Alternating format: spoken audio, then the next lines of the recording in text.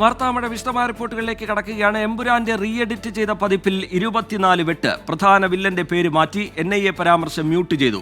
നന്ദിക്കാടിൽ നിന്ന് കേന്ദ്രമന്ത്രി സുരേഷ് ഗോപിയുടെ പേരും നീക്കി. S. ശ്രീകാന്ത് വിവരങ്ങളുമായി തിരുവനന്തപുരത്ത് നിന്ന് ചേരുന്നുണ്ട്. ശ്രീകാന്ത്, 24 വെട്ടോടുകൂടിയാണ് റീ എഡിറ്റ് ചെയ്ത പതിപ്പ് ഇനി പ്രേക്ഷകർക്ക് മുമ്പിലേക്ക് എത്താൻ പോകുന്നത്. ഏതൊക്കെ ഭാഗങ്ങളാണ് നീക്കിയിരിക്കുന്നത്? വിശദാംശങ്ങൾ എന്താണ്? S. ശ്രീകാന്ത്. 3-4 മാറ്റങ്ങൾ എമ്പുരാൻ സിനിമയിലുണ്ട് എന്നുള്ളതായിരുന്നു നേരത്തെ പുറത്തു വന്ന വാർത്ത. പക്ഷേ അത് അങ്ങനെ അല്ല എന്നുള്ളത് ഇപ്പോൾ വ്യക്തമാകുന്നു. 24 വെട്ടുകൾ എമ്പുരാൻ സിനിമയിൽ ഇപ്പോൾ വന്നിട്ടുണ്ട് എന്നാണ് മനസ്സിലാകുന്നത്. സ്ത്രീകൾക്കെതിരായ അതിക്രമ രംഗങ്ങൾ ഒഴിവാക്കിയിട്ടുണ്ട് എന്ന് ഈ സെൻസർ ബോർഡിന്റെ ഇപ്പോൾ പുറത്തു വന്നിട്ടുള്ള ആ രേഖയിൽ നിന്നും വ്യക്തമാണ്. വില്ലന്റെ പേര് ബജ്രംഗി എന്നത് ബൽദേവ് എന്നാക്കി മാറ്റിയിട്ടുണ്ട്. മതചിഹ്നങ്ങളുടെ പശ്ചാത്തലത്തിൽ വാഹനം കടന്നു പോകുന്ന സീൻ അത് ഒഴിവാക്കിയിട്ടുണ്ട്. പൃഥ്വിരാജിന്റെ കഥാപാത്രവും അച്ഛൻ കഥാപാത്രവുമായുള്ള സംഭാഷണം ഒഴിവാക്കിയിട്ടുണ്ട് എന്നുള്ള ഒരു വിവരം കൂടി ഇതുമായി ബന്ധപ്പെട്ടുണ്ട്. NIA കുറിച്ച് പറയുന്ന ഭാഗം മ്യൂട്ട് ചെയ്തു എന്നുള്ളതും ഇപ്പോൾ പുറത്തു വരുന്ന വിവരമാണ്. നേരത്തെ അത് വലിയ വിവാദമായിരുന്നു. കേസിലേക്കൊക്കെ കാര്യങ്ങൾ പോകും എന്നുള്ള വിവരങ്ങളും പുറത്തു വന്നു. ആ പശ്ചാത്തലത്തിൽ കൂടിയാകണം അത് മ്യൂട്ട് ചെയ്തിട്ടുണ്ട്. നന്ദി അറിയിച്ചുകൊണ്ടുള്ള കാർഡിൽ നിന്നും കേന്ദ്രമന്ത്രി സുരേഷ് ഗോപിയുടെ പേരും നീക്കം ചെയ്യപ്പെട്ടു എന്നുള്ളതാണ് ഇതിലേറ്റവും പ്രധാനപ്പെട്ട കാര്യം. ഇപ്പോൾ അത് സംബന്ധിച്ച് എമ്പുരാനിൽ 4 അല്ല 24 വെട്ടുകളാണ് എന്നുള്ള വിവരമാണ് പുറത്തു വരുന്നത്. ഈ വെട്ടുകൊണ്ട എമ്പുരാൻ സിനിമ ഇനി വൈകാതെ തന്നെ തിയേറ്ററിലേക്ക് എത്തിച്ചേരും. ശ്രീകാന്ത്, നേരത്തെ ഈ ഡ്യൂറേഷൻ സംബന്ധിച്ച് 2.5 മിനിറ്റ് എന്നായിരുന്നു പറഞ്ഞിരുന്നത്. ഇതിപ്പോൾ 24 വെട്ടുണ്ട്. അതിൽ ചിലതൊക്കെ മ്യൂട്ട് ചെയ്ത ഭാഗങ്ങളാണ്. അതിൻ്റെ വെട്ടുന്ന ഡ്യൂറേഷനിലും മാറ്റം വരുന്നുണ്ടോ ശ്രീകാന്ത്?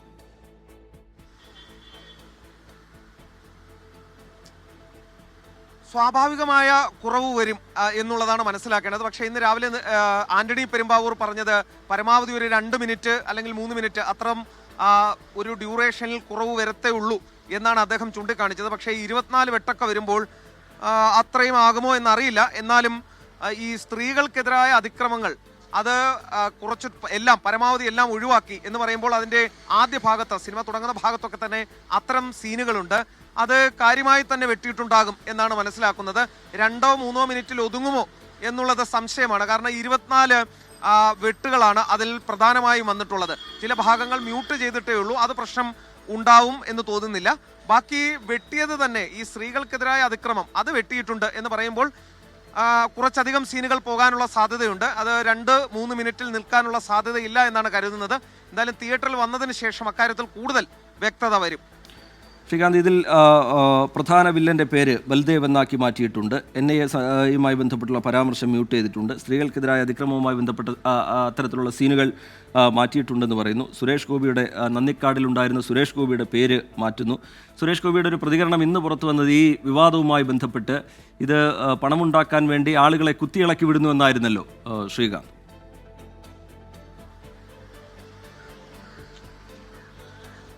സുരേഷ് ഗോപിയുടെ ഭാഗത്തൊന്നും കാര്യമായ പ്രതികരണം ഉണ്ടായിട്ടില്ല എന്നുള്ളതാണ് ഈ വാർത്തയിലെ ഏറ്റവും പ്രധാനപ്പെട്ട കാര്യം. അദ്ദേഹത്തോട് ഇന്ന് മാധ്യമങ്ങൾ ചോദിച്ചപ്പോൾ അത് ബിസിനസ്സാണ്, അതിനുവേണ്ടി ബിസിനസ് തന്ത്രമാണ്, ആളുകളെ കുത്തിയിളക്കി വിടുന്നു പണം ഉണ്ടാക്കാൻ എന്ന രീതിയിൽ പ്രതികരണം നടത്തി അദ്ദേഹം ഒഴിഞ്ഞു മാറുകയാണ് ഉണ്ടായത്. അതേസമയം റീജിത്ത് ചോദിച്ച ഒരു ചോദ്യത്തിന് മറുപടി എന്ന നിലയിൽ പറയാനുള്ളത് 2 മിനിറ്റ് 8 സെക്കൻഡ് എന്നുള്ളതാണ്.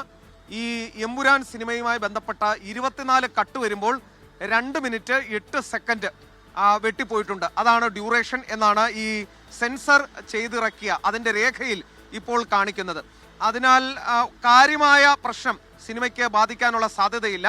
ഡ്യൂറേഷൻ 2 മിനിറ്റും 8 സെക്കൻഡ് മാത്രമാണ് പോകുന്നത് എന്നാണ് മനസ്സിലാക്കുന്നത്. അതിൽ ഏറ്റവും കൂടുതൽ പോകാൻ സാധ്യതയുള്ളത് ആ സ്ത്രീകൾക്കെതിരായ ഒരു ബലാത്സംഗ സീൻ അടക്കമുണ്ട്. അതിക്രമം സംബന്ധിച്ച ആ സീൻ ഒരുപക്ഷെ അത്തരം സീനുകൾ ഒഴിവാക്കിയിട്ടുണ്ടാകാം എന്നാണ് മനസ്സിലാക്കുന്നത്. അങ്ങനെയെങ്കിൽ 2 മിനിറ്റ് 8 സെക്കൻഡേ പോകുന്നുള്ളൂ. സിനിമയുടെ മറ്റ് മേഖലകളിലേക്കൊന്നും കത്രിക വീണിട്ടില്ല. എന്നാൽ 24 കട്ടുണ്ട്. അത് ഈ പേര് മാറ്റൽ, മ്യൂട്ട് ചെയ്യൽ, അത്തരം സാങ്കേതികമായ നടപടികളാണ് അക്കാര്യത്തിൽ ഉണ്ടായിട്ടുള്ളത്. ശ്രീകാന്ത്, ഈ ആവിഷ്കാര സ്വാതന്ത്ര്യവുമായി ബന്ധപ്പെട്ടൊക്കെ ചേർത്ത് നിർത്തിക്കൊണ്ട് വലിയ രീതിയിൽ പൊതുസമൂഹം ഇപ്പോഴത് ചർച്ച ചെയ്തുകൊണ്ടിരിക്കുകയാണ് എന്നുള്ള കാര്യം നമുക്കറിയാം. പാർലമെന്റിലടക്കം ഈ വിഷയം ഇന്ന് ഉയർത്താനുള്ള ശ്രമം കേരളത്തിൽ നിന്നുള്ള MP-മാരുടെ ഭാഗത്തു നിന്നുണ്ടായി. സമൂഹത്തിൽ ഇതുമായി ബന്ധപ്പെട്ട് നടക്കുന്ന പ്രതികരണങ്ങൾ, സമൂഹ മാധ്യമങ്ങളിലടക്കം നടക്കുന്ന ചർച്ചകൾ, ഇതൊക്കെ നമുക്ക് മുമ്പിലുണ്ട്. ഇതിപ്പോൾ 1-2 വെട്ടല്ല, 24 മാറ്റങ്ങൾ ഒരു സിനിമയുമായി ബന്ധപ്പെട്ട് വരുന്നു എന്നുള്ളത് ആ ചർച്ച കൂടുതൽ കൊടുമ്പിരി കൊള്ളുന്ന നിലയിലേക്ക് കാര്യങ്ങൾ പോകുമല്ലോ ശ്രീകാന്ത്.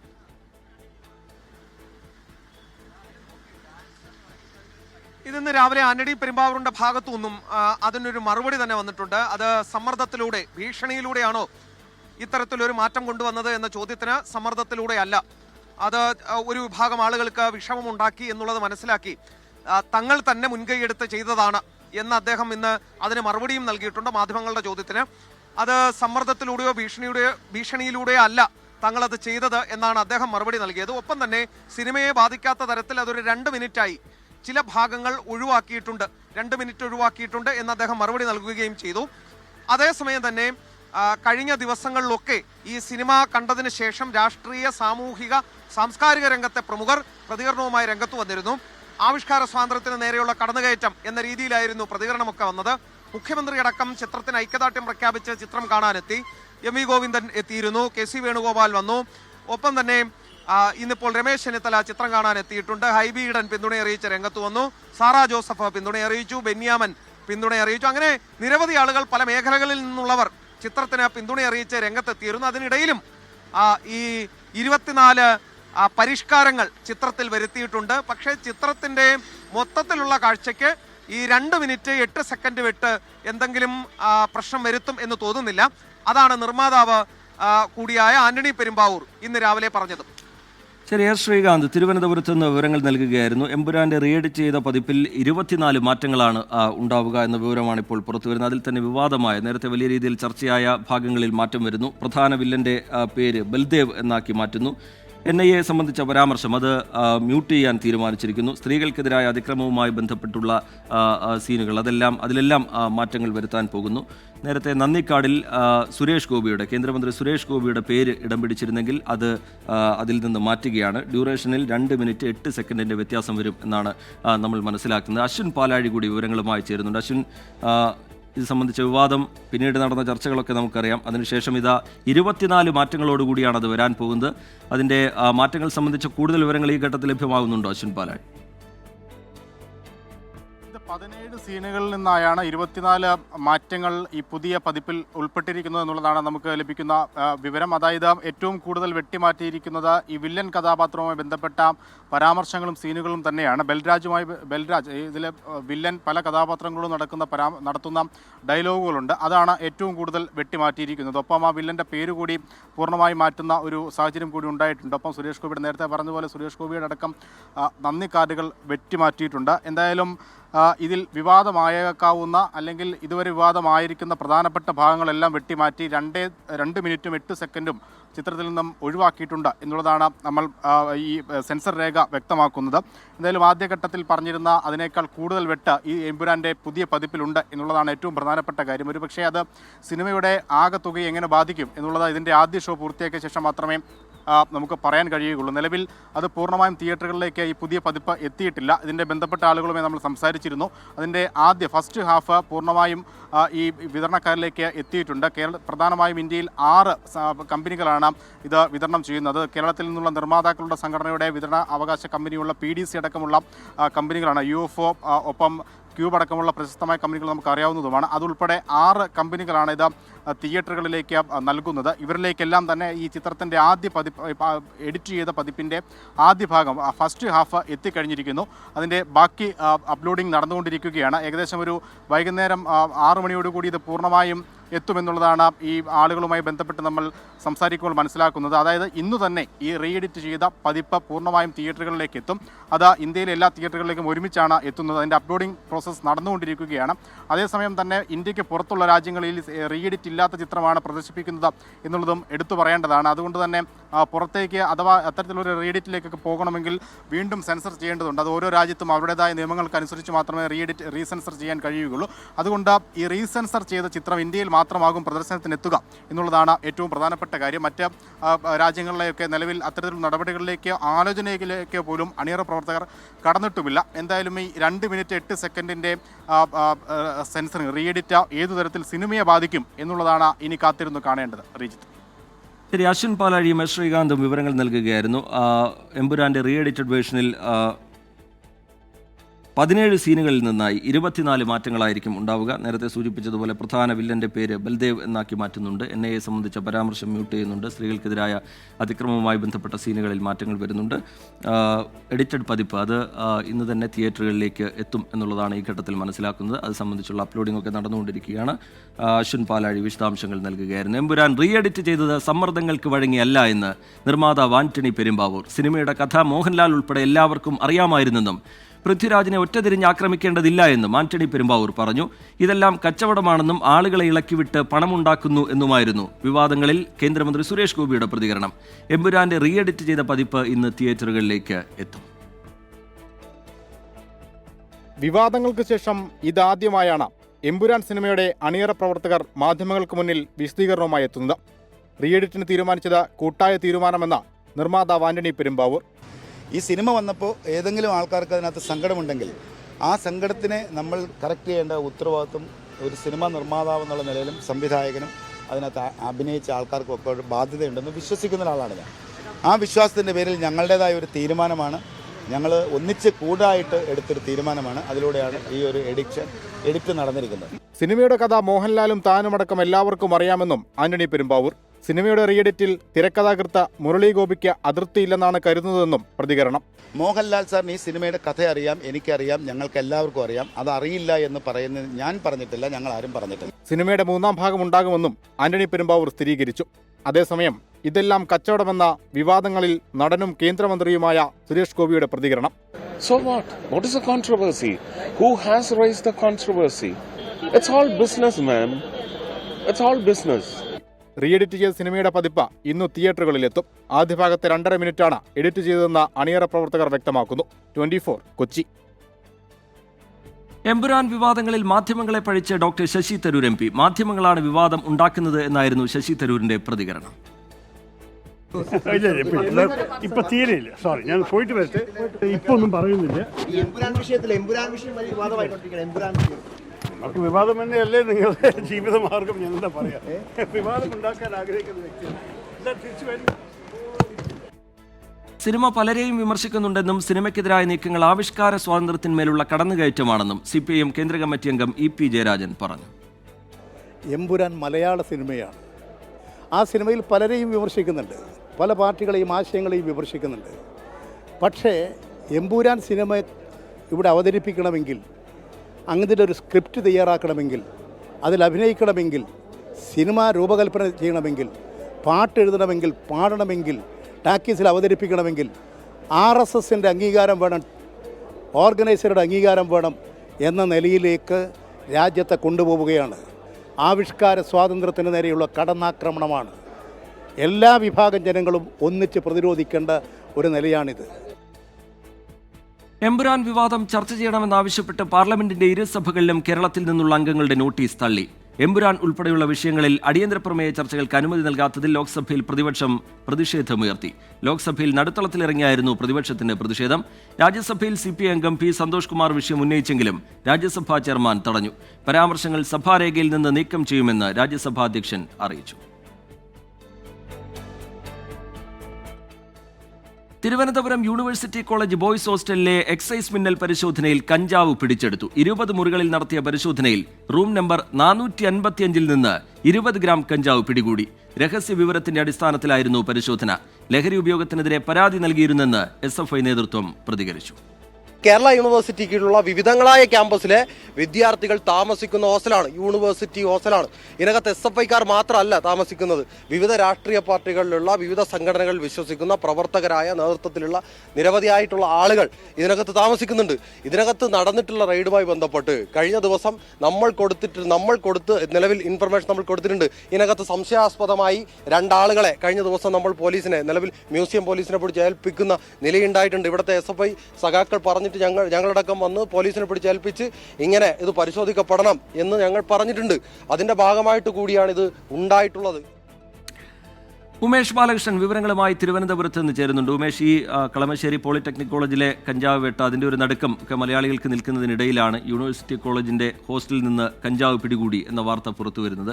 എക്സൈസ് എന്താണ് കൂടുതൽ വ്യക്തമാക്കുന്നത്? ഈ മിന്നൽ പരിശോധനയ്ക്ക് ശേഷം മാധ്യമങ്ങൾക്ക് മുഖം കൊടുക്കാതെ എക്സൈസ് സംഘം അവിടെ നിന്ന് മടങ്ങുകയായിരുന്നു. അതിനുശേഷം അവർ നൽകുന്ന വിശദീകരണം എന്താണ്? ഒപ്പം തന്നെ വിദ്യാർത്ഥി സംഘടനകളടക്കം ഈ ഘട്ടത്തിൽ പ്രതികരിക്കുന്നത് എങ്ങനെയാണ്? ഉമേഷ്. രഞ്ജിത്ത്, എക്സൈസിന് ലഭിച്ച രഹസ്യ വിവരത്തിന്റെ അടിസ്ഥാനത്തിലായിരുന്നു എക്സൈസ് സംഘം മണ്ണന്തല യൂണിറ്റ് പരിശോധനയ്ക്കെത്തിയത്. പരിശോധനയ്ക്കെത്തിയപ്പോൾ 456 നമ്പർ റൂമിൽ നിന്ന് 20 ഗ്രാം കഞ്ചാവ് പിടിച്ചെടുത്തു. MDMA ഉണ്ട് എന്നുള്ള വിവരത്തിന്റെ അടിസ്ഥാനത്തിലായിരുന്നു എക്സൈസ് സംഘം പരിശോധനയ്ക്കെത്തിയത്. പക്ഷേ MDMA ഒരു റൂമിൽ നിന്ന് കണ്ടെത്താൻ കഴിഞ്ഞില്ല. ഒരു റൂമിന് നിശ്ചിതമായ ഒരു കൃത്യമായ ഒരു നമ്പർ എക്സൈസ് സംഘത്തിന് വിവരമായി ചോർത്തി നൽകിയിരുന്നു. അതിന്റെ അടിസ്ഥാനത്തിൽ ആ റൂം പരിശോധിക്കാൻ നോക്കി. പക്ഷേ ആ റൂമിൽ MDMA കണ്ടെത്താൻ കഴിഞ്ഞില്ല. അതിനുശേഷം മറ്റ് 4 റൂമുകൾ കൂടി പരിശോധിച്ചു. ആ റൂമുകളിൽ നിന്നാണ് 20 ഗ്രാം കഞ്ചാവ് കണ്ടെത്തിയത്. ആ തമിഴ്നാട് സ്വദേശിയായ ഒരു വിദ്യാർത്ഥിയുടെ റൂമാണത്. അവിടെ മറ്റൊരു തമിഴ്നാട് സ്വദേശി കൂടി ഉണ്ടായിരുന്നു. ആ തമിഴ്നാട് സ്വദേശിയെ എക്സൈസ് കസ്റ്റഡിയിൽ എടുത്തിട്ടുണ്ട്. പക്ഷേ അദ്ദേഹത്തിൻ്റെതാണോ ഈ കഞ്ചാവ് എന്നുള്ള കാര്യത്തിൽ എപ്പോഴും ഉറപ്പിക്കാൻ കഴിഞ്ഞിട്ടില്ല. എന്തായാലും എക്സൈസ് മണ്ണന്തല യൂണിറ്റാണ് ഈ പരിശോധന നടത്തിയത്. രഹസ്യ വിവരം ലഭിച്ചതിൻ്റെ അടിസ്ഥാനത്തിലായിരുന്നു പരിശോധന. 4-5 റൂമുകൾ പരിശോധിച്ചെങ്കിലും ഒരു റൂമിൽ നിന്ന് മാത്രമാണ് കഞ്ചാവ് കണ്ടെത്താനായത്. രജിത്ത്. ശരി, ഉമേഷ് ബാലകൃഷ്ണൻ യൂണിവേഴ്സിറ്റി കോളേജ് ഹോസ്റ്റലിൽ നിന്ന് വിവരങ്ങൾ പങ്കുവയ്ക്കുകയായിരുന്നു. ഒരു മുറിയിൽ നിന്നാണ് 20 ഗ്രാം കഞ്ചാവ് പിടിച്ചെടുത്തിരിക്കുന്നത്. സെക്രട്ടേറിയറ്റിന് മുന്നിൽ ആശാ വർക്കേഴ്സ് സമരം ശക്തമാക്കുന്നതിനിടെ ഡൽഹിയിൽ നിന്ന് നിർണായക കൂടിക്കാഴ്ച. ആരോഗ്യമന്ത്രി വീണ ജോർജ് കേന്ദ്ര ആരോഗ്യമന്ത്രി JP നഡ്ഡയുമായി ഉച്ചതിരിഞ്ഞ് 3:10 പാർലമെന്റിൽ കൂടിക്കാഴ്ച നടത്തും. ആശാ വർക്കേഴ്സിന്റെ പ്രശ്നങ്ങൾക്ക് പുറമെ കേരളത്തിന്റെ എയിംസ് എന്ന ആവശ്യവും കൂടിക്കാഴ്ചയിൽ കേരളം ഉയർത്തും. കാണാൻ നമുക്ക് സൗകര്യമുള്ള ദിവസങ്ങൾ ഏതൊക്കെയാണെന്ന് ചോദിച്ചു. അപ്പോൾ കേന്ദ്ര ആരോഗ്യമന്ത്രിയുടെ ഓഫീസുമായിട്ട് കൂടി എൻ്റെ ഓഫീസ് ആശയവിനിമയം നടത്തി. അദ്ദേഹത്തിൻ്റെ കൂടി സൗകര്യമുള്ള 3 ദിവസങ്ങൾ അറിയിച്ചിരുന്നു. ഇപ്പോൾ കേരള ഹൗസിൽ നിന്ന് റെസിഡന്റ് കമ്മീഷണറുടെ ഓഫീസിൽ നിന്ന് ഇന്ന് അപ്പോയിന്റ്മെന്റിന് സൗകര്യമുണ്ട് എന്നുള്ളത് അറിയിച്ചിരുന്നു. അപ്പോൾ അതിന്റെ അടിസ്ഥാനത്തിലാണ് എത്തിച്ചേർന്നിട്ടുള്ളത്. ആശമാരുടെ അടക്കമുള്ള വിഷയങ്ങൾ തീർച്ചയായിട്ടും അതെ. ആശമാരുടെ ഇൻസെന്റീവ്സ് വർദ്ധിപ്പിക്കുന്ന കാര്യം, അതോടൊപ്പം തന്നെ തൊഴിൽ നിയമങ്ങളുടെ പരിധിയിൽ അവരെ കൊണ്ടുവരുന്ന കാര്യം, അതുൾപ്പെടെയുള്ള 3-4 വിഷയങ്ങളാണ് ചർച്ച ചെയ്യുന്നതിന് വേണ്ടിയിട്ട് ഓൾറെഡി കഴിഞ്ഞ തവണ ഞാൻ റെപ്രസെന്റേഷൻ നൽകിയിരുന്നു. ഇന്ന് വീണ്ടും നൽകും. വിനീത VG വിവരങ്ങളുമായി ഡൽഹിയിൽ നിന്ന് ചേരുന്നുണ്ട്. വിനീത, ഈ ആശാ വർക്കേഴ്സിന്റെ സമരത്തിന്റെ കാര്യത്തിൽ അനുകൂലമായ സമീപനം കേന്ദ്രം സ്വീകരിക്കണം എന്ന ആവശ്യം കേരളം മുന്നോട്ട് വയ്ക്കാൻ പോകുന്നു. അത് കേന്ദ്ര ആരോഗ്യമന്ത്രി നേരിട്ട് ഒരിക്കൽ കൂടി ശ്രദ്ധയിലേക്ക് ആവശ്യം കൊണ്ടുവരാൻ പോകുന്നു. പ്രത്യേകിച്ച് ഈ ആശാ വർക്കേഴ്സിന്റെ സമരം മറ്റൊരു ഘട്ടത്തിലേക്ക്, പുതിയൊരു ഘട്ടത്തിലേക്ക് കടന്ന പശ്ചാത്തലം കൂടിയുണ്ട്. ആരോഗ്യമന്ത്രിയുമായി സംസാരിക്കുമ്പോൾ എന്താണ് ആരോഗ്യമന്ത്രി വിശദീകരിച്ചത്? എയിംസ് ഉൾപ്പെടെയുള്ള കേരളത്തിന്റെ പ്രധാന ആവശ്യം അതും കേന്ദ്രത്തിന്റെ ശ്രദ്ധയിലേക്ക് പെടുത്താൻ പോകുന്നു. കൂടിക്കാഴ്ച നിർണായകമാണ്. വിവരങ്ങൾ വിനീത.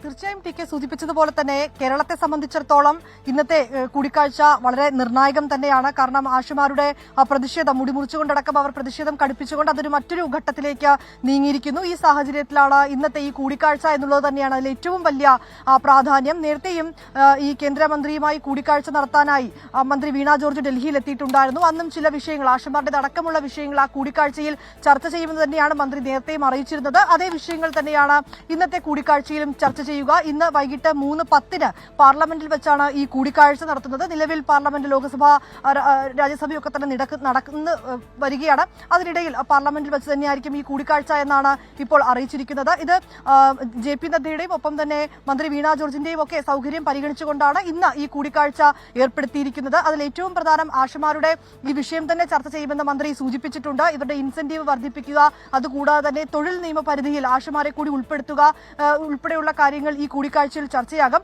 അതിനു പുറമെ കേരളത്തിന്റെ ഏറെ നാളായിട്ടുള്ള ആവശ്യമാണ് എയിംസ്.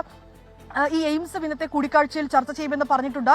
നേരത്തെ മന്ത്രി എത്തിയപ്പോൾ സൂചിപ്പിച്ചിരുന്നത് വയനാടും കാസർഗോഡും ഒക്കെ കേരള മെഡിക്കൽ കോളേജുകൾ തുടങ്ങുന്നു. ഇതിന് കേന്ദ്രത്തിന്റെ കൂടി ഒരു പിന്തുണ കേരളം തേടുമെന്ന് മന്ത്രി അറിയിച്ചിട്ടുണ്ട്. ഇക്കാര്യങ്ങളൊക്കെ തന്നെ ഇന്നത്തെ കൂടിക്കാഴ്ചയിൽ ചർച്ചയാകുമെന്ന് തന്നെയാണ് മന്ത്രി സൂചിപ്പിച്ചിരിക്കുന്നത്. നേരത്തെയും ഈ കൂടിക്കാഴ്ചയ്ക്കായി സമയം തേടിക്കൊണ്ട് 2 തവണയാണ് മന്ത്രി കത്ത് നൽകിയിട്ടുണ്ടായിരുന്നത്. പക്ഷേ അന്ന് JP നദ്ദയുമായി കൂടിക്കാഴ്ച നടത്താൻ സാധിച്ചിരുന്നില്ല. ഒരുപക്ഷെ ഈ പാർലമെന്റ് ഉച്ചതിരിഞ്ഞ് 3:10 ആരോഗ്യമന്ത്രി വീണ ജോർജിന് കേന്ദ്ര ആരോഗ്യമന്ത്രി JP നഡ്ഡ കൂടിക്കാഴ്ചയ്ക്ക് സമയം അനുവദിച്ചിരിക്കുന്നത്.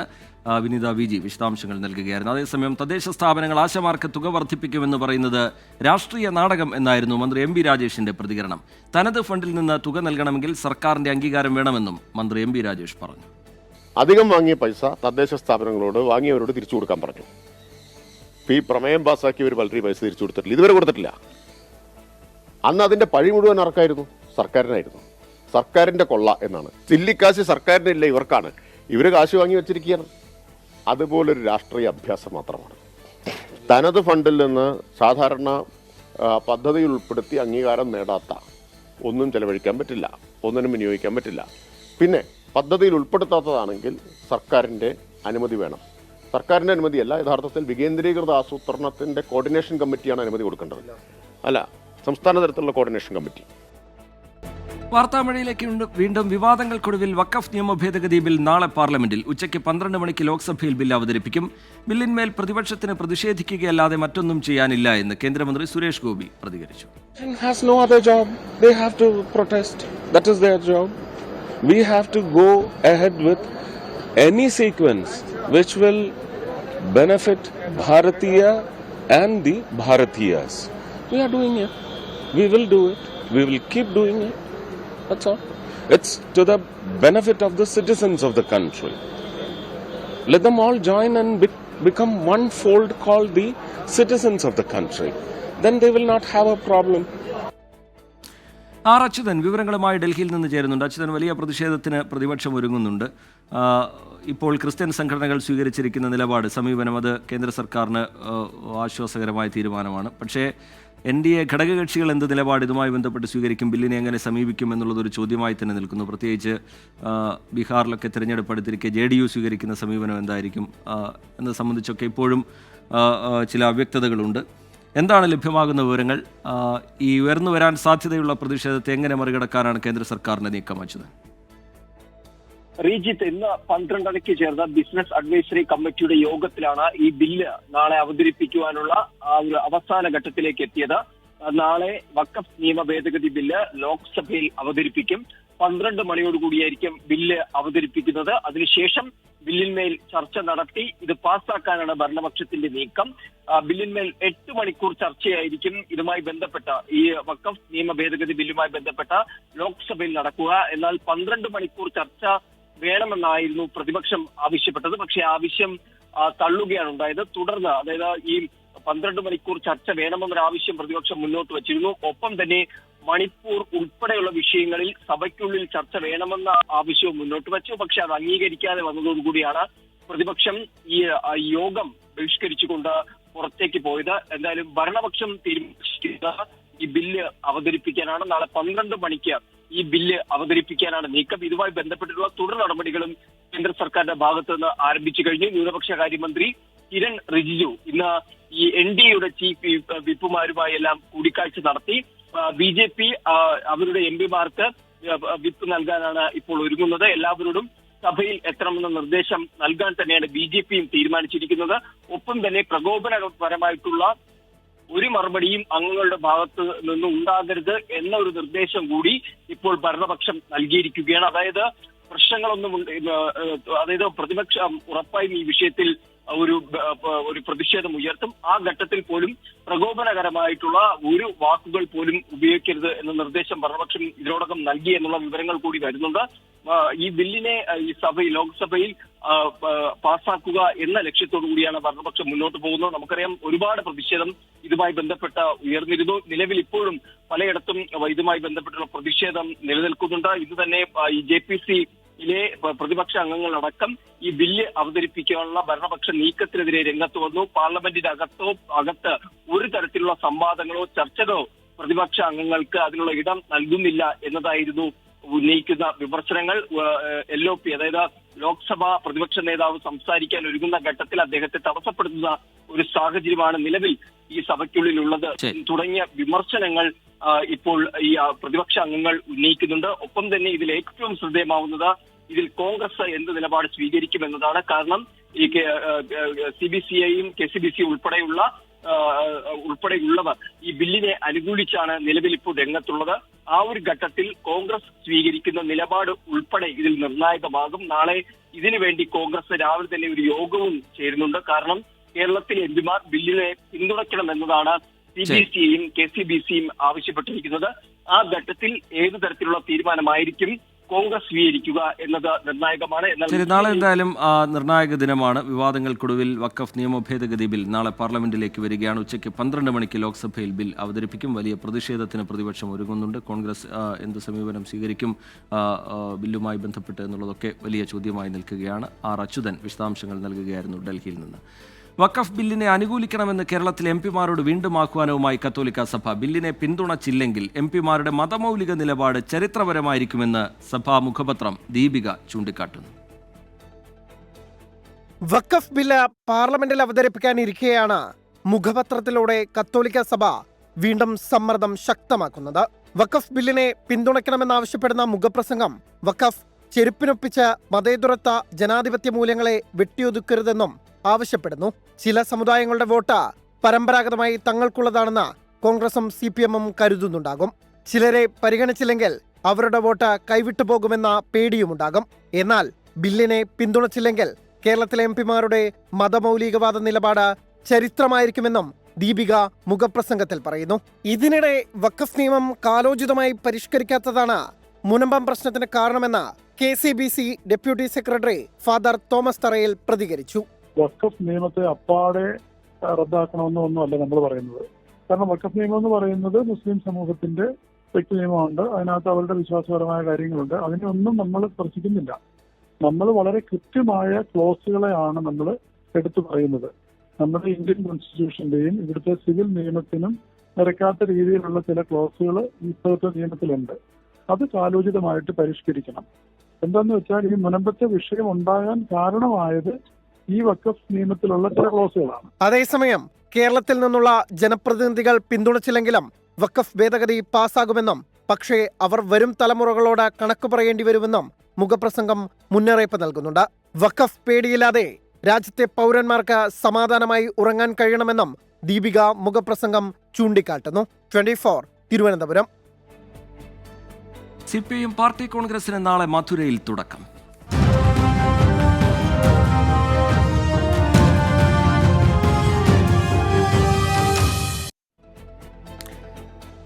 CPMന്റെ 24ാം പാർട്ടി കോൺഗ്രസിന് നാളെ തമിഴ്നാട്ടിലെ മധുരയിൽ തുടക്കമാവുകയാണ്. തമുക്കം മൈതാനത്തെ സീതാറാം യെച്ചൂരി നഗറിൽ ഈ മാസം 6 വരെയാണ് പാർട്ടി കോൺഗ്രസ്. 80 നിരീക്ഷകരടക്കം 811 പ്രതിനിധികൾ പാർട്ടി കോൺഗ്രസിൽ പങ്കെടുക്കും. CPIMനെ ഇനി ആര് നയിക്കും? പ്രായപരിധിയുടെ പേരിൽ ആരൊക്കെ കേന്ദ്ര കമ്മിറ്റിയിൽ നിന്ന് ഒഴിവാക്കപ്പെടും? ആർക്കൊക്കെ ഇളവ്? 24ാം പാർട്ടി കോൺഗ്രസിന് നാളെ തമിഴ്നാട്ടിലെ മധുരയിൽ തുടക്കമാകുമ്പോൾ ഉയരുന്ന പ്രധാന ചോദ്യങ്ങൾ ഇവയൊക്കെയാണ്. ജനറൽ സെക്രട്ടറി സീതാറാം യെച്ചൂരിയുടെ മരണത്തെ തുടർന്ന് PB കോർഡിനേറ്ററായി പ്രവർത്തിക്കുന്ന പ്രകാശ് കാരാട്ട് വീണ്ടും ജനറൽ സെക്രട്ടറി പദവിയിലേക്ക് തിരികെ എത്തുമെന്ന് അഭ്യൂഹങ്ങളുണ്ട്. പിണറായി വിജയനുള്ള പ്രായപരിധി ഇളവ് പ്രകാശ് കാരാട്ടിനുണ്ടാകുമോ എന്നത് നിർണായകമാകും. വൃന്ദ കാരാട്ട്, സുഭാഷിണി അലി തുടങ്ങിയവർ PBയിൽ തുടരുന്നതിന് സാധ്യത കുറവാണ്. In future, definitely there will be a woman general secretary, but this time, because the two women who are in the Politburo, Comrade Pinarayi Vijayan was all exempted last time. Actually, he is the chief minister of a very important state, which is leading the fight against the BJP RSS. കേന്ദ്ര കമ്മിറ്റിയിലെ senior അംഗമായ MA ബേബിയുടെ പേര് general secretary പദത്തിലേക്ക് പരിഗണിക്കപ്പെട്ടേക്കും. അങ്ങനെയെങ്കിൽ EMSന് ശേഷം general സെക്രട്ടറിയാകുന്ന കേരളത്തിൽ നിന്നുള്ള ആദ്യത്തെ ആളാകും MA baby. ഈ വിഷയത്തിലെ ചർച്ചകളിൽ കാര്യമില്ലെന്ന് കേന്ദ്ര കമ്മിറ്റി അംഗം EP ജയരാജൻ 24നോട്. ബാക്കിയുള്ള PB അംഗങ്ങളെല്ലാം കൂടി ചേർന്നുകൊണ്ട് കാര്യങ്ങൾ നിർവഹിക്കുക എന്ന ദൗത്യമാണ് ഇപ്പോൾ നിർവഹിക്കുന്നത്. ഈ പാർട്ടി കോൺഗ്രസ് പുതിയ ജനറൽ സെക്രട്ടറിയെ തിരഞ്ഞെടുക്കും. അത് സ്വാഭാവികമാണ്. പ്രതീക്ഷകളും നിഗമനങ്ങളും ഒന്നുമല്ല പാർട്ടി കോൺഗ്രസ്, തീരുമാനങ്ങളാണ്. നിങ്ങൾ കാത്തിരിക്കൂ. കേരളത്തിൽ നിന്ന് CPM പൊളിറ്റ് ബ്യൂറോയിലേക്ക് പുതുതായി ആരെങ്കിലും വരുമോ എന്നതിലും പാർട്ടി കോൺഗ്രസിൽ തീരുമാനമുണ്ടാകും. EP ജയരാജൻ, KK ശൈലജ തുടങ്ങിയവർ PBയിലേക്ക് എത്തിയേക്കാം. പ്രായപരിധിയെ തുടർന്ന് കേന്ദ്ര കമ്മിറ്റിയിൽ നിന്ന് PK ശ്രീമതി, AK ബാലൻ എന്നിവർ ഒഴിവാകും. കോടിയേരി ബാലകൃഷ്ണൻ അന്തരിച്ചതിനെ തുടർന്നുള്ള ഒഴിവ് നികത്തിയിട്ടുമില്ല. ഈ ഒഴിവിൽ LDF കൺവീനർ TP രാമകൃഷ്ണൻ എത്തുമെന്ന് ഉറപ്പാണ്. മന്ത്രി PA Muhammad Riyas, VN Vasavan, MP Rajesh തുടങ്ങിയ പേരുകളും ഉയരുന്നുണ്ട്. ജനറൽ സെക്രട്ടറി ഇല്ലാതെ ഒരു പാർട്ടി കോൺഗ്രസ് ഇന്ത്യയിലെ CPIMന്റെ ചരിത്രത്തിൽ ഇതാദ്യം. മധുര പാർട്ടി കോൺഗ്രസിൽ നിർണായകമാകുന്നതും ആര് അടുത്ത ജനറൽ സെക്രട്ടറി എന്നതാണ്. ഒപ്പം PBയിലേക്ക് ആരൊക്കെ പുതുതായി. ക്യാമറാമാൻ രാജേഷ് വെള്ളരിക്കുണ്ടിനൊപ്പം മധുരയിൽ നിന്നും ദീപക് ധർമ്മടം 24. CPIM പാർട്ടി കോൺഗ്രസിൽ ഉറ്റുനോക്കുന്നത് കേരള ഘടകത്തിന്റെ നിലപാടുകളാണ്. രാഷ്ട്രീയ അടവ് നയത്തിലും പുതിയ കേന്ദ്ര കമ്മിറ്റി, ജനറൽ സെക്രട്ടറി തെരഞ്ഞെടുപ്പുകളിലും കേരളം സ്വീകരിക്കുന്ന നിലപാട് നിർണായകമാകും. ബംഗാളിലും ത്രിപുരയിലും പാർട്ടിയുടെ ശക്തി ക്ഷയിച്ചതോടെ CPIMന്റെ രാഷ്ട്രീയ സംഘടനാ തീരുമാനങ്ങളെ സ്വാധീനിക്കാനും ഗതിതിരിച്ചുവിടാനുമുള്ള കരുത്ത് കേരള ഘടകത്തിനാണുള്ളത്. രാജ്യത്തെ ഏറ്റവും വലിയ പാർട്ടി ഘടകം എന്നതാണ് CPIMലെ കേരളത്തിന്റെ ശക്തി. BJP സർക്കാരിനെ അധികാരത്തിൽ നിന്ന് താഴെയിറക്കാൻ മതേതര ജനാധിപത്യ കക്ഷികളുമായി സഹകരിക്കാമെന്ന മുൻ പാർട്ടി കോൺഗ്രസ് തീരുമാനത്തിനൊപ്പം CPIM സ്വതന്ത്ര ശക്തിയായി വളരണമെന്ന പുതിയ കരട് രാഷ്ട്രീയ പ്രമേയത്തിലെ ഊന്നൽ തുടങ്ങുന്നു കേരള ഘടകത്തിന്റെ സ്വാധീനം. കേരളം വിട്ടാൽ പാർട്ടി കോൺഗ്രസിന്റെ സഖ്യകക്ഷിയാണെന്ന പ്രചാരണം ഇവിടുത്തെ തെരഞ്ഞെടുപ്പ് സാധ്യതകളെ ബാധിക്കുന്നുവെന്ന സംസ്ഥാന നേതൃത്വത്തിന്റെ വിലയിരുത്തലാണ് സ്വതന്ത്ര ശക്തിയായി വളരണമെന്ന ധാരണയിലേക്ക് എത്തിച്ചത്. രാഷ്ട്രീയ അടവ് നയം തീരുമാനിക്കുന്നതിന് മുമ്പ് കഴിഞ്ഞ കാലത്ത് സ്വീകരിച്ച നയം ഫലപ്രദമായോ എന്ന് പരിശോധന വേണമെന്ന പുതിയ തീരുമാനത്തിലും കേരള ഘടകത്തിന്റെ സ്വാധീനം പ്രകടമാണ്. പുതിയ ജനറൽ സെക്രട്ടറിയെ തിരഞ്ഞെടുക്കുന്നതിലും കേരള ഘടകത്തിന്റെ നിലപാടായിരിക്കും നിർണായകമാകുക. സംസ്ഥാനത്തുള്ള മുതിർന്ന PB അംഗം MA ബേബിയുടെ പേരാണ് ജനറൽ സെക്രട്ടറി സ്ഥാനത്തേക്ക് പറഞ്ഞു കേൾക്കുന്നത്. കേരള ഘടകവും മുഖ്യമന്ത്രി പിണറായി വിജയനും പിന്തുണച്ചാൽ MA ബേബി ഉറപ്പായും ജനറൽ സെക്രട്ടറിയാകും. വനിതാ ക്വാട്ടയിൽ KK ശൈലജ PBയിലെത്തുന്നതിനും മുഖ്യമന്ത്രിയുടെ പിന്തുണ നിർണായകമാണ്. കേന്ദ്ര കമ്മിറ്റിയിലേക്ക് കേരളത്തിലുള്ള പ്രാതിനിധ്യം വർദ്ധിക്കാനും സാധ്യതയുണ്ട്. MP Rajesh, PA Muhammad Riyas, PK Biju, VN Vasavan, PK Sainaba, doctor TN Seema എന്നിവരെയാണ് കേന്ദ്ര കമ്മിറ്റിയിലേക്ക് പരിഗണിക്കുന്നത്. രാഷ്ട്രീയ അടവ് നയത്തിനൊപ്പം കേരളത്തിലുള്ള നേതാവ് ജനറൽ സെക്രട്ടറി കൂടിയായാൽ മധുര പാർട്ടി കോൺഗ്രസ് അക്ഷരാർത്ഥത്തിൽ കേരള ഘടകത്തിൻ്റെതായി മാറും. മധുരയിൽ നിന്ന് ഷൈജു ചാവശ്ശേരിക്കൊപ്പം R ശ്രീജിത്ത് 24. ദേശീയ സാഹചര്യത്തിലെ രാഷ്ട്രീയ നയരൂപീകരണത്തിനും കേരളത്തിലെ തുടർഭരണത്തിനുള്ള തന്ത്രങ്ങൾ തയ്യാറാക്കുന്നതിനും പാർട്ടി കോൺഗ്രസിലെ ചർച്ചകൾ നിർണായകമാകും. BJPയെ നേരിടുന്നതിൽ രാഷ്ട്രീയമായും പ്രത്യയശാസ്ത്രപരമായും പാർട്ടിക്ക് വീഴ്ചകൾ സംഭവിച്ചതായി കേന്ദ്ര കമ്മിറ്റി തയ്യാറാക്കിയ രാഷ്ട്രീയ പ്രമേയത്തിൽ തന്നെ വിലയിരുത്തലുണ്ട്. മുഖ്യമന്ത്രി അവതരിപ്പിച്ച നവകേരള രേഖയ്ക്ക് പാർട്ടി കോൺഗ്രസിന്റെ പച്ചക്കൊടി ലഭിക്കുമോ എന്നതും നിർണായകമാണ്. പാർട്ടിയുടെ സ്വതന്ത്ര ശക്തിയും ഇടത് രാഷ്ട്രീയത്തിന്റെ ശേഷിയും വർദ്ധിപ്പിക്കാനാണ് കരട് രാഷ്ട്രീയ പ്രമേയത്തിൽ CPIM ഊന്നൽ നൽകുന്നത്. ദേശീയ രാഷ്ട്രീയ സാഹചര്യത്തിൽ കാര്യമായ വ്യത്യാസമില്ലാത്തതിനാൽ നിലവിലുള്ള രാഷ്ട്രീയ നയത്തിന്റെ അടിസ്ഥാനത്തിൽ ഇന്ത്യ സഖ്യത്തിന്റെ ഭാഗമായി തുടരാനാണ് നേതൃയോഗത്തിലെ ധാരണ. കോൺഗ്രസുമായി മതേതര മുന്നണിയിലെ കൂട്ടുകെട്ടല്ലാതെ തെരഞ്ഞെടുപ്പ് ധാരണ പാടില്ലെന്ന രാഷ്ട്രീയ ലൈൻ തുടരാനാണ് കരട് നിർദ്ദേശം. BJPയെ നേരിടുന്നതിൽ രാഷ്ട്രീയമായും പ്രത്യയശാസ്ത്രപരമായും CPIM ദുർബലമായെന്നും അടിസ്ഥാന വർഗങ്ങൾക്കിടയിൽ പാർട്ടി അടിത്തറ വളർന്നില്ലെന്നും കരട് പ്രമേയത്തിൽ ആത്മവിമർശനമുണ്ട്. ഇതിനുള്ള പരിഹാര നിർദ്ദേശങ്ങൾ പാർട്ടി കോൺഗ്രസിലെ ചർച്ചകളിൽ ഉയർന്നുവരും. The traditions of pluralism in India and aggressively promoting corporate interests. So certainly for our party, it is a very important Congress, and we are going to be discussing various aspects, including how to strengthen our own independent base across India. വിഭവ സമാഹരണത്തിനായി സെസ്സും ഫീസും ചുമത്തണമെന്നും നഷ്ടത്തിലുള്ള പൊതുമേഖലാ സ്ഥാപനങ്ങൾ സ്വകാര്യ മേഖലയ്ക്ക് കൈമാറാമെന്നതടക്കമുള്ള നിർദ്ദേശമുള്ള കൊല്ലം സംസ്ഥാന സമ്മേളനത്തിലെ നവകേരള രേഖയ്ക്ക് party Congress പച്ചക്കൊടി കാണിക്കുമോ എന്നുള്ളത് നിർണായകമാകും. കേന്ദ്ര നേതൃത്വം ഈ നിർദ്ദേശങ്ങളോട് പൊതുവെ യോജിക്കുന്നുണ്ടെങ്കിലും ബംഗാൾ ഉൾപ്പെടെ മറ്റ് സംസ്ഥാന ഘടകങ്ങളുടെ നിലപാട് ഇക്കാര്യത്തിൽ നിർണായകമാകും. ദേശീയ തലത്തിൽ നവഫാസിസത്തെ ചെറുക്കാനുള്ള മാർഗങ്ങളും ഒപ്പം തന്നെ പാർട്ടി ഭരണത്തിലുള്ള ഏക സംസ്ഥാനമായ കേരളത്തിൽ തുടർഭരണം നേടുന്നതിനായുള്ള തന്ത്രങ്ങളും ആവിഷ്കരിക്കുക പാർട്ടി കോൺഗ്രസിൽ നടക്കുന്ന ചർച്ചകളിലാകും. പാർട്ടി കോൺഗ്രസിലെ പ്രതിനിധി സമ്മേളനം നടക്കുന്ന കോമ്രേഡ് കോടിയേരി ബാലകൃഷ്ണൻ മെമ്മോറിയൽ ഹാളിൽ നിന്നും ജിജീന്ദ്രനൊപ്പം ബൽറാം നെടുങ്ങാടി 24. വയനാട് കൽപ്പറ്റയിൽ പോലീസ് കസ്റ്റഡിയിൽ ആദിവാസി യുവാവിനെ തൂങ്ങി മരിച്ച നിലയിൽ കണ്ടെത്തി. അമ്പലവയൽ നെല്ലാറച്ചാൽ സ്വദേശി ഗോകുലിനെയാണ് കൽപ്പറ്റ സ്റ്റേഷനിൽ മരിച്ച നിലയിൽ കണ്ടെത്തിയത്. മരണത്തിൽ ദുരൂഹത ആരോപിച്ച് കോൺഗ്രസും BJPയും രംഗത്തെത്തി. മൂപ്പൈനാട് സ്വദേശിയായ പ്രായപൂർത്തിയാകാത്ത ആദിവാസി പെൺകുട്ടിയെ കാണാനില്ലെന്ന പരാതിയിലാണ് ഗോകുലിനെ കൽപ്പറ്റ പോലീസ് കസ്റ്റഡിയിലെടുക്കുന്നത്. ഇന്നലെ കോഴിക്കോട് നിന്ന് കണ്ടെത്തിയ ഇരുവരെയും രാത്രി 11:30 കൽപ്പറ്റ സ്റ്റേഷനിലെത്തിച്ചു. തുടർന്ന് പെൺകുട്ടിയെ സംരക്ഷിത കേന്ദ്രത്തിലേക്ക് മാറ്റി. രാവിലെ ശുചിമുറിയിലേക്ക് പോയ ഗോകുലിനെ ഫുൾ സ്ലീവ് ഷർട്ടിൽ തൂങ്ങി മരിച്ച നിലയിൽ കണ്ടെത്തി. ബാത്റൂമിൽ പോകാൻ ആവശ്യപ്പെട്ടായതുകൊണ്ട് ആ സമയത്ത് ബാത്റൂമിൽ പോയി കുറച്ച് കഴിഞ്ഞിട്ട് 10 മിനിറ്റ് കഴിഞ്ഞിട്ട് നമുക്ക് കുറച്ച് സംശയം തോന്നിയതുകൊണ്ട് വാതിൽ ബ്രേക്ക് ഓപ്പൺ ചെയ്യുമ്പോൾ അവനെ ഒരു ഷർട്ട് ഇട്ടിട്ട് തൂങ്ങി. ഏതാനും ദിവസമായി ഗോകുലിനെ കാണാനില്ലായിരുന്നുവെന്ന ബന്ധുക്കൾ. കുറേയായി, ഒരാഴ്ച 2 ആഴ്ച ആയിരുന്നു. പിന്നെ മൊബൈൽ സ്വിച്ച് ഓഫ് ആയിരുന്നു, അവനെ വിളിച്ചിരുന്നു, സ്വിച്ച് ഓഫ് ആയിരുന്നു. സംഭവത്തിൽ പോലീസ് വീഴ്ച ആരോപിച്ച് കോൺഗ്രസും BJPയും രംഗത്തെത്തി. അന്വേഷണം നടക്കട്ടെയെന്ന് CPIM നേതൃത്വവും വ്യക്തമാക്കി. പോലീസിനെ സംബന്ധിച്ച് കയറൂരി വിട്ടതുകൊണ്ട് എന്താണ് സംഭവിച്ചത് എന്നുള്ളത് CCTV പരിശോധിക്കണം. അത് വീഴ്ച വന്നിട്ട് അതിൻ്റെ നടപടി വേണം. പോലീസിന്റെ കസ്റ്റഡിയിലിരിക്കെയാണ് പയ്യൻ മരിച്ചിട്ടുള്ളത്. പോലീസിന്റെ കസ്റ്റഡിയിൽ അങ്ങനെ വെക്കാൻ സാധിക്കില്ല. ഇവിടുത്തെ ബന്ധുക്കളെ അറിയിക്കണം, മറ്റ് ബന്ധപ്പെട്ട കാര്യങ്ങളെല്ലാം ചെയ്യേണ്ടതുണ്ട്. അതൊന്നും ഇവിടെ പ്രാഥമികമായിട്ട് ചെയ്തിട്ടില്ല എന്നുള്ളത് തന്നെയാണ് നമുക്ക് മനസ്സിലാകുന്നത്. വീഴ്ച എന്നൊക്കെ ഉള്ളത് അന്വേഷണത്തിന്റെ അടിസ്ഥാനത്തിലേ പറയാൻ വേണ്ടി സാധിക്കും. നിയമപരമായ നടപടിക്രമമായി മുന്നോട്ട് പോകുമെന്ന് പോലീസും വ്യക്തമാക്കി. 24 വയനാട്. വാർത്താമഴയിലേക്ക് വീണ്ടും. ലഹരിക്കെതിരെ ലോക്സഭാ പ്രതിപക്ഷ നേതാവ് രാഹുൽ ഗാന്ധി. യുവാക്കളുടെ മനസ്സുകളിൽ പ്രതീക്ഷ നിറച്ചില്ല എങ്കിൽ അവർ സിരകളിൽ ലഹരി മരുന്ന് നിറയ്ക്കും. യുവാക്കൾക്ക് പ്രതീക്ഷയും പിന്തുണയും ലക്ഷ്യവും നൽകാൻ ഒന്നിച്ചു പ്രവർത്തിക്കാമെന്നും രാഹുൽ ഗാന്ധി പറഞ്ഞു. കേരളത്തിൽ നിന്നുള്ള ഡോക്ടേഴ്സും സോഷ്യൽ മീഡിയ ഇൻഫ്ലുവൻസർമാരുമായുള്ള കൂടിക്കാഴ്ച, അതിൻ്റെ വിവരങ്ങൾ സമൂഹ മാധ്യമങ്ങളിൽ പങ്കുവച്ചാണ് രാഹുൽ ഗാന്ധിയുടെ പ്രതികരണം.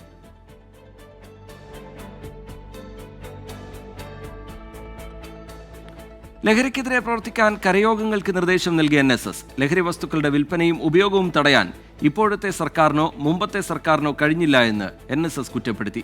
ലഹരി വിഷയത്തിൽ രാഷ്ട്രീയ മുതലെടുപ്പ് നടത്തുന്നവരെ ഒറ്റപ്പെടുത്തണമെന്നും NSS ആഹ്വാനം ചെയ്തു. ടോബി ജോൺസൺ വിവരങ്ങളുമായി ചേരുന്നുണ്ട് കോട്ടയത്ത് നിന്ന്. ടോബി, ലഹരി കേസുകളുമായി ബന്ധപ്പെട്ടുള്ള നടുക്കുന്ന വിവരങ്ങൾ ഓരോ ദിവസവും പുറത്തു വന്നുകൊണ്ടിരിക്കുന്ന പശ്ചാത്തലത്തിൽ നാടൊന്നാകെ ലഹരിക്കെതിരെ ഒരു പോരാട്ടം പ്രഖ്യാപിക്കുന്നുണ്ട്. അതിൻ്റെ ഭാഗമാകുന്നു NSS. വിശദാംശങ്ങൾ എന്താണ് ടോബി? തീർച്ചയായിട്ടും അങ്ങനെ തന്നെയാണ് ഈ വാർത്താക്കുറിപ്പിനെ മനസ്സിലാക്കാൻ. അതിൽ നിന്ന് വായിച്ചെടുക്കുമ്പോൾ അങ്ങനെ തന്നെയാണ്. ചെറിയ ചില സാങ്കേതിക തടസ്സങ്ങളുണ്ട്. ടെലിഫോൺ ബന്ധത്തിൽ അത് പരിഹരിച്ചതിന് ശേഷം ടോബിയിലേക്ക് എത്താം. ലഹരിക്കെതിരെ പ്രവർത്തിക്കാൻ കരയോഗങ്ങൾക്ക് നിർദ്ദേശം നൽകുന്നു NSS. ലഹരി വസ്തുക്കളുടെ വിൽപ്പന, ഉപയോഗം അതൊക്കെ കൂടി വരുന്ന സാഹചര്യത്തിൽ ഒരിടപെടൽ നടത്താൻ, ആ ലഹരി വ്യാപനം തടയാൻ മുന്നിട്ടിറങ്ങുന്നു NSS. ഇപ്പോഴത്തെ സർക്കാരിനോ മുമ്പത്തെ സർക്കാരിനോ ലഹരി വ്യാപനത്തെ പിടിച്ചുകെട്ടാൻ കഴിഞ്ഞിട്ടില്ല എന്ന കുറ്റപ്പെടുത്തലും NSSന്റെ ഭാഗത്തു നിന്ന് ഉണ്ടാവുന്നുണ്ട്. ലഹരി വിഷയത്തിൽ രാഷ്ട്രീയ മുതലെടുപ്പ് നടത്തുന്നവരെ ഒറ്റപ്പെടുത്തണമെന്നും NSS ആഹ്വാനം ചെയ്യുന്നു. മറ്റൊരു റിപ്പോർട്ടിലേക്ക് നമ്മൾ കടക്കുകയാണ്. ആലപ്പുഴ പുന്നപ്രയിൽ കേരള ബാങ്ക് ജപ്തി ചെയ്ത വീട്ടിലെ യുവാവിനെ മരിച്ച നിലയിൽ കണ്ടെത്തി. പുന്നപ്ര സ്വദേശി പ്രഭുലാലാണ് മരിച്ചത്. ജപ്തിക്ക് ശേഷം മകൻ വലിയ മനോവിഷമത്തിലായിരുന്നുവെന്ന് പിതാവ് അനിലൻ പറഞ്ഞു. 2018 വീട് നിർമ്മാണത്തിന്റെ ഭാഗമായി 3 ലക്ഷം രൂപ പ്രഭുലാൽ പുന്നപ്ര കേരള ബാങ്ക് ശാഖയിൽ നിന്ന് വായ്പ എടുത്തത്. 3 ഗഡുക്കൾ അടച്ചു. കെട്ടിട നിർമ്മാണ തൊഴിലാളിയായ പ്രഭുലാൽ ജോലിക്കിടയിൽ വീണ് നട്ടലിന് ക്ഷതമേറ്റതോടെ പിന്നീടുള്ള തിരിച്ചടവ് മുടങ്ങി. ഇതോടെ കഴിഞ്ഞ 24-നാണ് പ്രഭുലാലും അച്ഛൻ അനിലനും അമ്മ ഉഷയും താമസിച്ചിരുന്ന വീട് കേരള ബാങ്ക് ജപ്തി ചെയ്തത്. മാർച്ച് 30-ന് ജപ്തി ചെയ്യുമെന്ന് പറഞ്ഞ ബാങ്ക് അധികൃതർ നേരത്തെ എത്തി ജപ്തി ചെയ്തെന്ന് പ്രഭുലാലിന്റെ പിതാവ് അനിലൻ. 24-ാം തീയതി വന്ന് ഇത് ഒട്ടിച്ചാനത് 30-ാം തീയതി നമ്മളോട് അവധി പറഞ്ഞ് അതിനുള്ളിൽ ഒരു തീരുമാനം അറിയിക്കണമെന്ന് പറഞ്ഞതിന് വേണ്ടിയിട്ടാണ് എൻ്റെ മോൻ ആ കാര്യത്തിന് വേണ്ടി നടന്നത്. പക്ഷേ 24-ാം തീയതി വൈകുന്നേരത്ത് ഞങ്ങൾ വരുമ്പം പൂട്ടി താക്കോലുമായിട്ട് പോയി. ഞങ്ങളുടെ റേഷൻ കാർഡ് അരി അന്ന് ഉച്ചക്ക് വെച്ച ചോറ് പോലും ഇന്നലെ വന്ന് ഇത് തല്ലിപ്പൊളിച്ചെടുത്തിട്ട് കൊണ്ട് കളയുമായിരുന്നു പൊളിച്ചിട്ട്. അവരതുപോലും എടുക്കാൻ സമ്മതിച്ചില്ല. ഇപ്പോൾ ജില്ല അപ്പുറത്ത് തിണ്ണൊക്കെ എല്ലാ സാധനവും എടുത്തു വെച്ചിട്ടുണ്ട് വാടകയ്ക്കുള്ള. ജപ്തി നോട്ടീസ് ലഭിച്ചപ്പോൾ സമയം നീട്ടി നൽകണമെന്ന് ആവശ്യപ്പെട്ട് കുടുംബം അപേക്ഷ നൽകിയെങ്കിലും ബാങ്ക് അത് നിഷേധിച്ചു.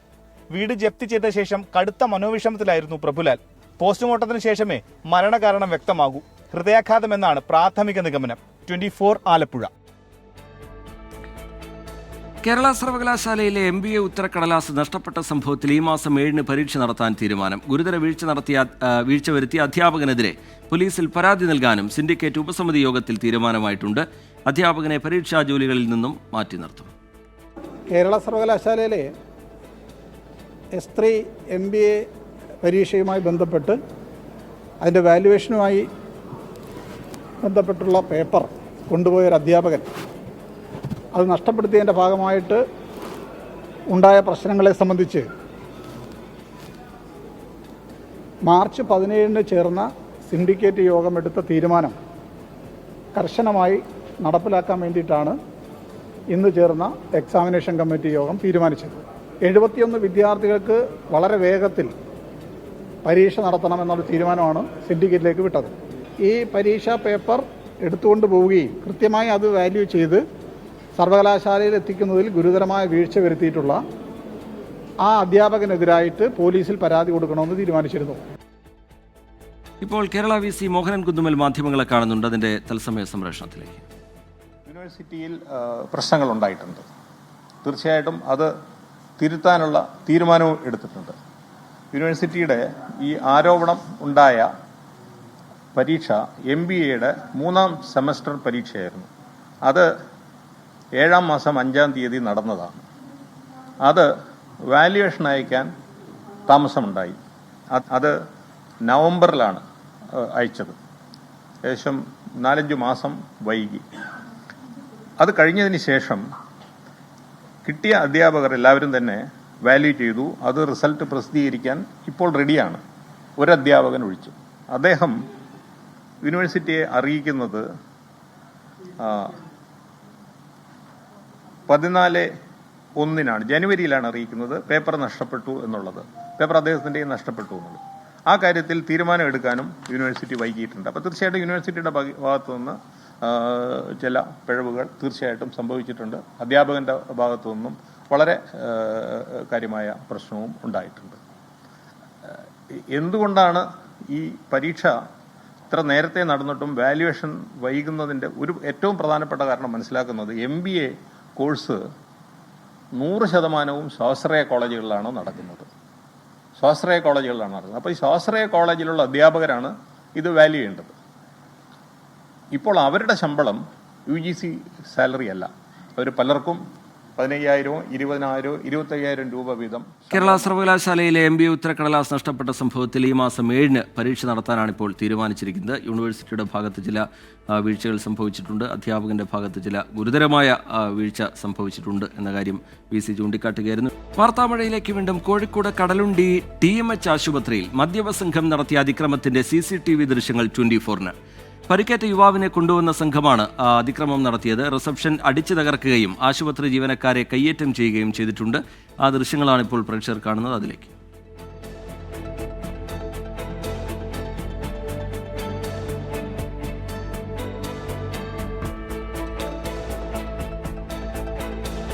അഭിജിത്ത് മുഴക്കുന്ന വിവരങ്ങളുമായി കോഴിക്കോട്ട് നിന്ന് ചേരുന്നുണ്ട്. അഭിജിത്ത്, മറ്റൊരു ആശുപത്രിയിലേക്ക് റെഫർ ചെയ്തു എന്ന് പറഞ്ഞുകൊണ്ടായിരുന്നു ഈ പരാക്രമം.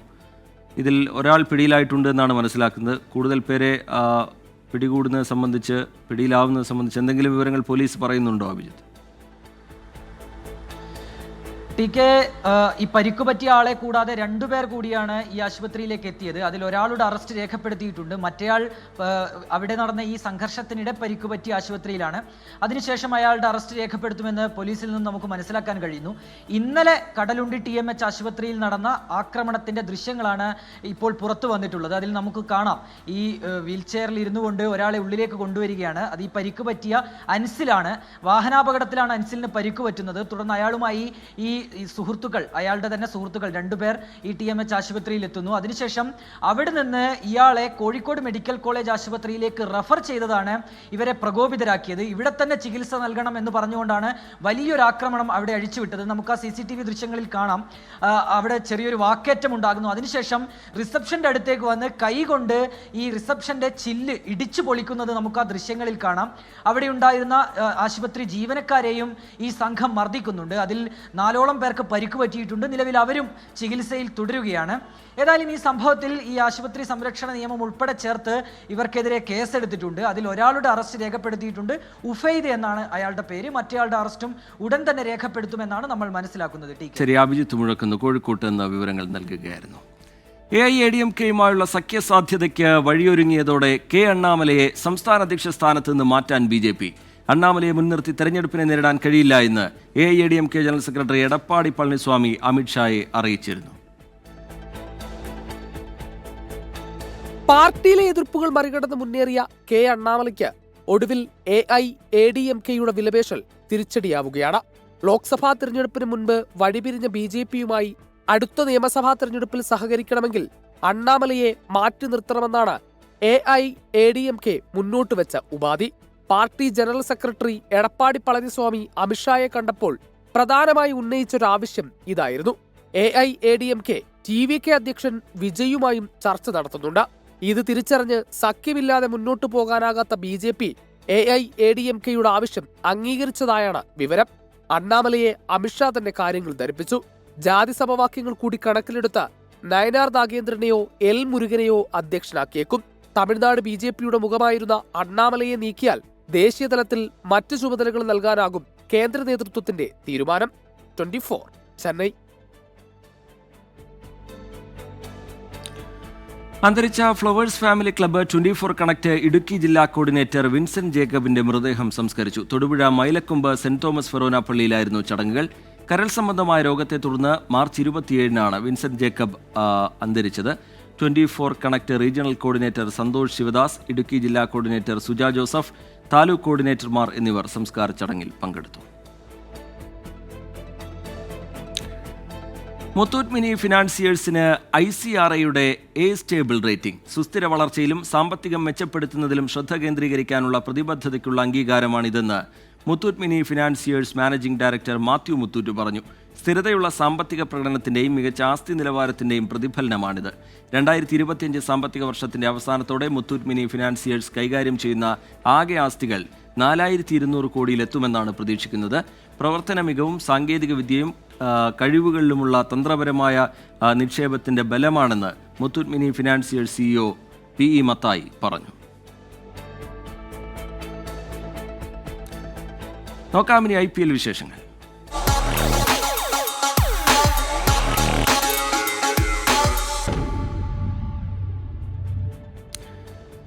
IPL ഇന്ന് Lucknow super giants Punjab kings പോരാട്ടം. രാത്രി 7:30 ലക്നൌവിന്റെ മൈതാനത്താണ് മത്സരം.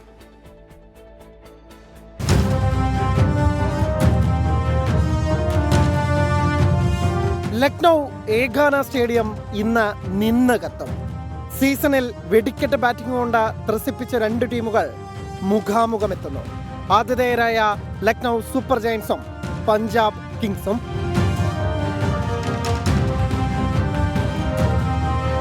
ആദ്യ മത്സരത്തിൽ ഡൽഹിയോട് അവസാന പന്തിൽ വീണെങ്കിലും രണ്ടാം കളിയിൽ ഹൈദരാബാദിനെ അടിച്ചൊതുക്കിയായിരുന്നു ലക്നൌവിന്റെ സീസണിലെ ആദ്യ ജയം. 2 മത്സരങ്ങളിലും അർദ്ധ സെഞ്ചുറി കടന്ന നിക്കോളാസ് പുരാനിലും മിച്ചൽ മാർഷലുമാണ് ഇന്നും പ്രതീക്ഷകൾ. ക്യാപ്റ്റൻ ഋഷഭ് പന്തും എയ്ഡൻ മാർക്രമും കൂടി ഫോമിലേക്ക് ഉയർന്നാൽ ലക്നൗ ശരിക്കും സൂപ്പർ ജയൻസ് ആകും. പകരക്കാരനായി എത്തി അമ്പരപ്പിക്കുന്ന ഷാർദുൽ താക്കൂറാണ് ലക്നൌവിന്റെ ബൗളിംഗ് കരുത്ത്.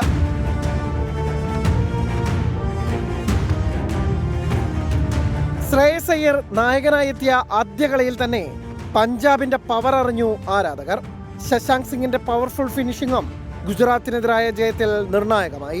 പതിവ് പവർ ഹിറ്റിംഗിലേക്ക് ഗ്ലെൻ മാക്സ്വെല്ലും മാർക്കസ് സ്റ്റോയിനിസും കൂടി എത്തിയാൽ 300 കടത്തുന്ന ആദ്യ സംഘമാവാനുള്ള ശേഷിയുമുണ്ട് പഞ്ചാബിന്. ആദ്യ കളിയിൽ തല്ലുവാങ്ങിക്കൂട്ടിയെങ്കിലും അർഷ്ദീപും മാർക്കോ യാൻസനും യുസ്വേന്ദ്ര ചഹാലും ഉൾപ്പെടുന്ന ബൗളിംഗ് നിരയെ എഴുതിത്തള്ളാനാവില്ല. നേർക്കുനേർ പോരാട്ടങ്ങളിൽ മുൻതൂക്കം ലക്നൌവിനാണ്. 4-ൽ 3 മത്സരങ്ങളും ജയിച്ചു. പഞ്ചാബിന് ജയിക്കാനായത് ഒറ്റക്കളിയിൽ മാത്രം. Sports desk 24. ഇന്ത്യൻ വനിതാ ലീഗ് ഫുട്ബോളിൽ ജയം തുടരാൻ ഗോകുലം കേരള FC ഇന്നിറങ്ങും. ഉച്ചതിരിഞ്ഞ് 3:30 കോഴിക്കോട് EMS സ്റ്റേഡിയത്തിൽ നടക്കുന്ന മത്സരത്തിൽ സേതു FC ആണ് എതിരാളികൾ. 10 റൗണ്ട് മത്സരങ്ങൾ കഴിഞ്ഞപ്പോൾ 23 പോയിന്റുമായി ലീഗിൽ 2ാം സ്ഥാനത്താണ് ഗോകുലം കേരള. കിരീട പ്രതീക്ഷ നിലനിർത്താൻ ക്ലബിന് ജയം അനിവാര്യമാണ്. നോക്കാമിനി ഇന്നത്തെ സ്വർണ്ണവില. ഇന്നത്തെ സ്വർണ്ണനിരക്ക് സമർപ്പിക്കുന്നത് സ്പർശ ഗോൾഡ് ആൻഡ് ഡയമണ്ട്സ്. ഫിജിറ്റലാകൂ ഇനി സ്പർശയോടൊപ്പം.